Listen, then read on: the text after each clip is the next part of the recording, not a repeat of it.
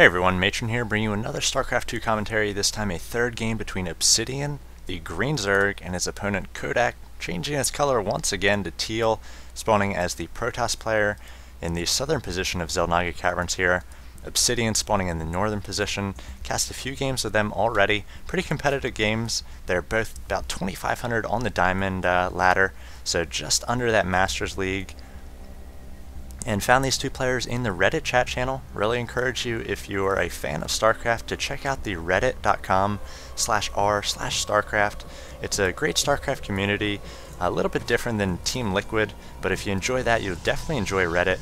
There's a lot of links, fun pictures and stuff, a lot of stuff about Idra, and links to good casts and articles, interviews, some discussions as well about strategy. So just a nice place to hang out and chat about StarCraft. They have some chat channels set up, Reddit being one of them, which is where I found these two players. And I'm going to do my best to cast some Reddit games every now and again, just to put a focus on some of the players in the community. I think we've had some great, we do have some great players in the community, so I want to give them an opportunity. As you see, Kodak grabbing a gold mineral, making sure he gets his money's worth out of this probe, doing some scouting in Obsidian's base. But yeah, just want to cast some games between Redditors. If you are familiar with the Reddit Invitational, we had 8 Redditors take on some pros, an early pool coming from Obsidian. 8 Redditors take on pros in the Invitational. They did a pretty decent job taking some games off pros. Chinook took a game off both Minigun and White Raw with his great TVP. So want to see if there's any more hidden gems in the community. So casting some games between Obsidian here and Kodak. Kodak, very strong macro toss, expanding quite quickly in the early going, and had a very good economy in the first 2 games, was just able to exploit that and eventually overrun Obsidian in both games. So we'll see, looks like Obsidian going for a pool first this game, and delaying the hatchery, so we'll see if he's going to come with some early pressure, try to prevent the fast expand from Kodak. So Kodak getting down that cybernetics core. It was blocked in one of the previous games, Obsidian doing a nice job of that. So both players pretty standard in the early going. Again, adding that second gas, Kodak wants to get out a lot of early sentries, start banking up some energy so he can get down force fields in any sort of early encounter with Zerglings or Roaches. Overlord just checking, making sure he knows the timing of this expansion, and the probe coming out once again, doing some scouting. And again, you will see players at the highest levels not only scout their opponent's starting position, but you want to do more than that. You want to have a second, third round of scouting. Every few minutes you want to get a beat on what your opponent's going for. So we'll see these Zerglings coming across, and these Zerglings should be trying to pick off that probe. Good Zealot in position here. With that hold position, going to be stopping any Zerglings from getting in here. But again, you still want to pop up top the ramp here. Try to get a beat on what your opponent's going for, as we see Kodak going for an entirely different build this time, going for that robotics facility. So Obsidian is going to do his best to get sight of that, but he's not going to be able to. Just at the top of this ramp, it's a little bit out of his sight of that Zergling. Looks like the probe doing a nice job making sure that he knows everything's going on in Obsidian's base. 2 queens on the way, not going for a Roach Warren too early here, and it looks like he is about to get 100 gas, so we'll see whether he goes for a fast lair or whether he goes for Zergling speed. Looks like he's just droning up at this point. His opponent has not yet gone for that expansion, which he has really favored. So we see a fast Immortal coming out for Kodak. So he saw his opponent going for those Roaches in both of the previous games, and now going to be responding to that with a preemptive Immortal. So the Immortal not very good against Zerglings though. So Obsidian coming out with 10 Zerglings, going to be quite good against the Zealots and the Immortals. So we see a second Immortal on the way, again positioning those, trying to hide him in case an Overlord does swipe in here, try to get a scout. So 2 more gates being added to this build. It's going to be a delayed 3 gate with a very early Robo and some Immortals. So we'll see what Kodak has in store, what sort of timing he decides to push out here, adding a 4th gate. So I can't imagine he will be able to support all of these structures off the one base here. Looks like he has not yet saturated this assimilator, actually pulling off some probes once they did get a certain amount of gas. So maybe going for some sort of Zealot and Immortal build here, maybe with a Warp Prism. Yes, there it is. So getting out a Warp Prism as well. So I imagine he will be bringing these Immortals along with some Zealots. He doesn't need any more gas for it, so just going down to 1 gas. And we'll see how successful he's able to be. We have a lot of Zerglings on the field for Obsidian coming out at this point. So 12 of them about to pop, so he's got a good 25 pack of Zerglings. Doesn't have speed quite yet, so it's really going to limit his ability to take map control here and harass his opponent. He still has the Zergling at the front of the base of Kodak, but he has no clue what's going on in Kodak's base. Now he finally comes in here, see these gates, and he sees the Warp Prism as well. So he has no idea what's in that Warp Prism, but he knows it is on the field. And it's going to be moving over here, trying to perhaps drop in the back of the base of Obsidian. So it looks like Kodak has a lot of minerals saved up. One of the problems is when you do wait on a timing like this, your minerals can get pretty high. You feel like you want to have those gates off cooldown as soon as the Warp Prism gets in position, but it just causes you to bank more and more minerals. So we'll see how well this works as those Obsidian Zerglings are in very good position here. Speed is on the way as well as a lot of Zerglings. So these Immortals are going to be dropped. The Warp Prism going to try to get into its warping mode there, getting in some Zealots. And the Zealots going to do their best to try to rip up these Zerglings, deny them access to these Immortals. Not all the Zerglings, though, are by Obsidian's main here. So he had some of the Zerglings come in, sort of sacrifice themselves, now trying to move Spinecrawlers into position here. A second round of warps coming from Kodak. So he's going to be able to get a lot of Zealots in here, actually side-capping himself. So a pylon on the way, trying to move forward with this Warp Prism, perhaps going to be setting up in phasing mode once again closer to the hatchery of Obsidian. Obsidian getting a nice surround on these Immortals. So picking up those Immortals with the Warp Prism, very nice micro by Kodak. He's going to lose all these Zealots, not taking down too much there in the base of Obsidian, but he's going to drop these Immortals once again, perhaps picking them up. Down goes the Warp Prism to those Hydralisks, and it looks like Kodak's going to have his Immortal and his Zealots cleaned up here by the... Looks like Obsidian actually attacking his own Extractor, needs to get on these Zealots. Bit of a mistake there on his part, but these Hydras should be able to rip up the Zealots here.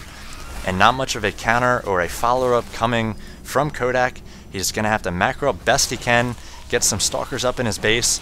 And again, it has very high minerals, very high gas, and it looks like he's going to be trying to lay down an expansion. But at this point, if Obsidian counterattacks here, he could do a ton of damage. These Hydras are going to be very slow off the creep. But if he can do a nice job spreading this creep, he could make it over into the base of Kodak before he can get much of a force up. The other thing he could do is take down some rocks and perhaps try to take a third and really macro up. If we check the harvester count, it is actually 18 harvesters to 34.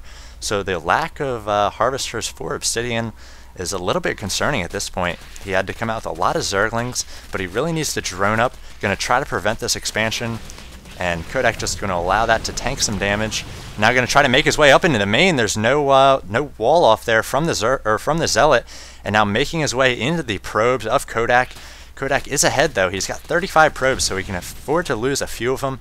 Going to try to trap these Speedlings. Speedlings going to do as much damage as they can. They're going to want to try to dance around the forces and take out a probe or two. Meanwhile, back in the base of Obsidian, he's going to really want to be probing up or droning up at this point. He's really got to get his economy up and running.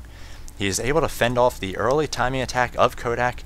Kodak came with the Immortal and the two Immortals in that Warp Prism, and Obsidian did a fantastic job defending it, but really needs to now drone up and make sure that his opponent's not able to get up an expansion. If Kodak's able to get up this expansion, he's got the harvester count lead at this point, so 33 harvesters to 21, and he could be right back into it after losing all of those forces. If we check the units loss count, it's 2,500 to 2,200. So I really want to see both players try to macro up here, or maybe go for some sort of counterattack. Does not want to engage the forces with Zerglings, but he could on Xel'Naga Caverns here. There's a lot of avenues to attack, far right, far left, and both down the middle. You can really dodge the Protoss army and do a lot of damage to the economy, to their probes while they are away. So we see Kodak moving forward once again, trying to engage. We have these Spinecrawlers in position, going to do their best against the sentries here, or against the Stalkers and sentries. Now the Hydra's moving into position as well, trying to bait some force fields, wants to fight near these Spinecrawlers. It looks like we have roaches on the way, 7 of them. So once those finish, I imagine Kodak will not be able to breach the defense. But again, if Obsidian's going to be making all these units, really needs to counterattack. His income 24 to 35. Kodak finishing up this Nexus, now doing a nice transfer here of probes. So you're going to have quite the income advantage, and also being very aggressive here. He has an observer out. He wants to clean up this creep best he can, deny sight to the Zerg player. And Obsidian does not want to engage in these small chokes. He wants to get in a very wide position like he is right now. Sentries can get up Guardian Shields here to try to prevent some damage from the Hydras, but the Roaches and the Hydras, all of them are able to fire at this point, and it looks like Kodak losing a ton of his forces, having to retreat. If we check the production tab, we see more Roaches on the way for Obsidian, so he's going to want to try to press his advantage here or macro up. He needs to do one or the other. Really needs to decide whether he's attacking or whether he's going to be droning. If we check the income tab, it is 36 to 29, as we see Kodak getting up another 2 gas, laying down a few more gates and a forge as well. So we'll soon be getting some upgrades and maybe a cannon or 2 to defend against Zergling harass. And now it looks like Obsidian may be trying to take down these destructible rocks. A little bit of a misclick there, losing control of the army, and he will be getting up the 3rd. So a smart move on his part. Felt like he was ahead in the early going, needed to get up the 3rd, now getting it up a little bit late, but he has been defending quite nicely against his opponent. Those Hydras just spelled doom for the Stalkers and Zealots. But the nice answer to Hydras is to get out the robotics bay. We forgot all about the robotics facility, having not used that in quite a while, but you're just a hop, skip, and a jump away from a robotics bay once you do have the facility up. So we will see some Colossi on the field shortly for Kodak, and they're going to be quite deadly against these Hydras and Roaches. Don't yet have a Spire on the field yet for Obsidian, so we will not be able to do any sort of reaction. Only 2 drones on that extractor. Now just finally getting up a Spire, so he will be able to react to this Colossi, getting out some Corruptors. In that first game, he really overreacted with Corruptors, so I imagine he's going to make fewer this time. 5 to 6 Corruptors is enough to take down a few of those Colossi. If you're letting your opponent get up to 8 or 9 Colossi, game's probably over anyway, and you really want to get up Hive as soon as you're able to once those Corruptors come up, so that you can have the option of making them into Broodlords if you know your opponent doesn't have too many of those Colossi on the field. Kodak has taken down the rocks by his gold, so could be preparing for some sort of 3rd there, as his opponent is now getting up a 3rd of his own, and 39 Harvester still, so really like to see some more droning coming from Obsidian. If you check the income tab, it's only about half of his opponent, maybe about 2/3. So moving these Spine Crawlers into position, going to try to get his Roaches and Hydras in position as well. Doing a decent job with force fields, going to keep these Roaches from being able to attack the Stalkers, but they are going to be able to chew through those Zealots up in front. Spine Crawler doing its best to fend off these Stalkers, and now needs another round of force fields trying to pick off these Roaches. Roaches with just the range of 4. And it looks like Kodak once again rebuked there, or rebuffed, something, as Obsidian says, get out of my house, defending with the Hydras and the Roaches. Saw some good force fields there, really wanted to see a second round of them, could have done a lot of damage to the Roaches. But again, after this initial force fields, often lose sight of those sentries. You're worried so much about microing everything else and macroing up back at home. Obsidian still 39 Harvesters, not really sure why to be going for a 4th at this point. Really needs to macro up, could add another 20 Harvesters, it looks like a bunch just popped there, up to 49. And does have the Spire in production. Kodak doing a nice job not showing that Colossus in that encounter, so his opponent will not be getting up Corruptors too early here. A lot of times players will bring 1 Colossus on an attack, and it'll fail, and they'll retreat, and they'll attack you 4 or 5 minutes later, but that gives plenty of time for the Zerg to counter with Corruptors. So leaving the Colossus at home, and I assume making a few more here. Looks like he is actually not, so stopping Colossus production, getting the Extended Thermal Lance out with just 1 Colossus on the field, adding another Gateway, and trying to get up a 3rd here, but it looks like that was forced to be cancelled by Obsidian. Obsidian does not have Roach speed, I don't believe, as those Roaches moving mighty slow there. So just now getting Roach speed, he realizes that's quite the mistake. You cannot attack with Roaches without Roach speed. It's okay to defend on them with creep a little bit. It's better to have Roach speed, but definitely can't attack. Just so slow compared to those Stalkers, you will get ripped apart.